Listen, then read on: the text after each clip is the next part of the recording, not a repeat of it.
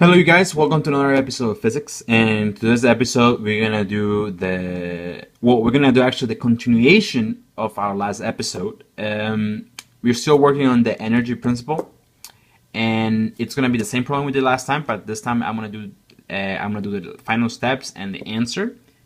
So yeah, I'm gonna recap everything I said last time. And when we work with the energy principle, you have to remember that you need to draw your system.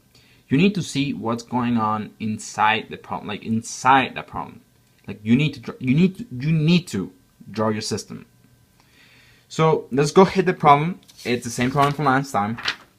It's a ugly looking problem, but it's actually really simple. For me, it's very simple. So I have this ball right here, and this ball is going directly down this spring, and this ball has a mass of 15 kilograms and an initial velocity of 10 meters per second.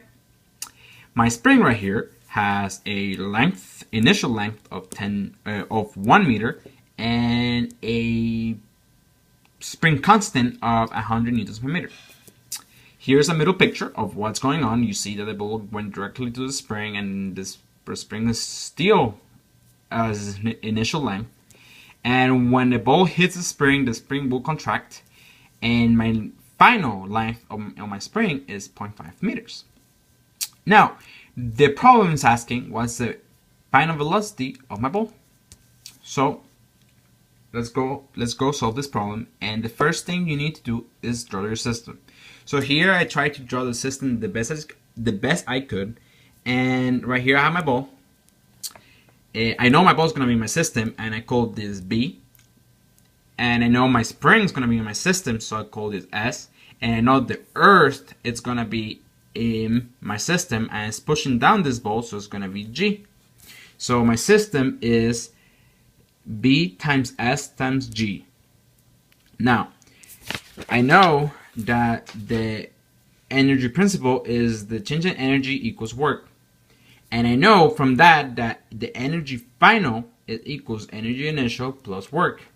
Now, I'm going to put everything together, and I'm going to create my equation. That's going to be the kinetic energy of the ball final plus the potential energy of the gravity final of Earth plus the potential energy of the spring final has to be equals the kinetic energy of the ball initial plus the potential energy of the earth initial plus the potential energy of the spring initial plus work.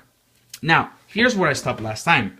I told you guys that you had to figure out why I put 0 and 0 here. Well, now I'm going to tell you. Work is 0 because there's no outside forces acting on this problem. There's no error. There's nothing going on in this problem. There's no outside forces. So my work is going to be 0. And my potential spring energy initial is 0 because the spring, there's nothing going on in the spring. There's nothing going on right now with the spring. The spring's just there. It's just there chilling. It's just there. So that's 0 and 0. And I gave you last time that kinetic energy is equals a half mass times velocity squared. My potential energy is mass, gravity, and height.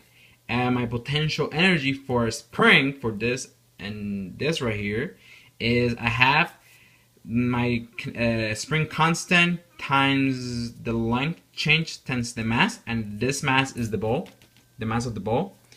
And let's put everything together and try to solve this problem right now. So I put everything together. Look at the F, final, initial, and I know that work and the potential energy of the spring initial was 0. So I know that all my n's will cancel because I will divide by m here.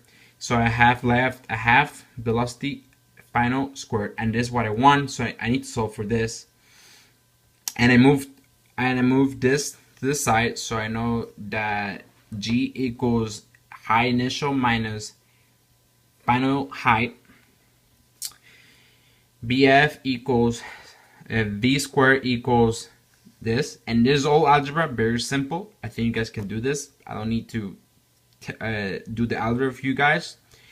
And when you plug in all your numbers and do the math inside here, and you solve for the square root of my velocity, this is the square root of 24.6 minus 12.8, and this will equals 3.43 meters per second. And this is the final velocity of my ball. Thank you.